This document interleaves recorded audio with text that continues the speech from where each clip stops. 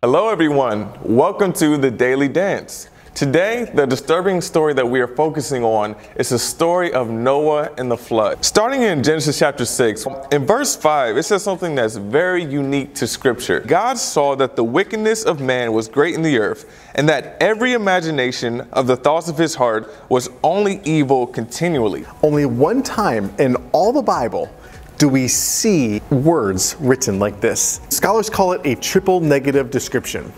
And here Moses, right, the author of Genesis, he gives a triple negative description of the antediluvian world. Now, again, for all those keeping score at home, antediluvian simply means the people that existed, the world that existed before the floods. He says that every single person, every thought of every single person was only evil all the time or continuously.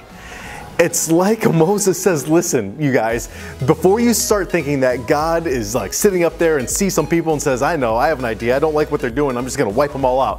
Before you start to think that, this is what Moses says. He describes the people. He says that everyone only thought and did only evil continuously or all the time. The Bible goes on to say that there was one man who still followed God, who still did as God said, and that's Noah. God decided to use Noah to warn the world. There always comes a point to where God says, I've done all that I can.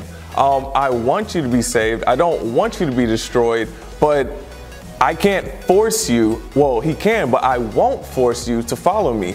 I won't force you to accept a better way. It says specifically in Scripture in Genesis that when God saw that everyone only thought and did only evil all the time, it says that it hurt him. God would never allow something like this to happen unless there was just no other option.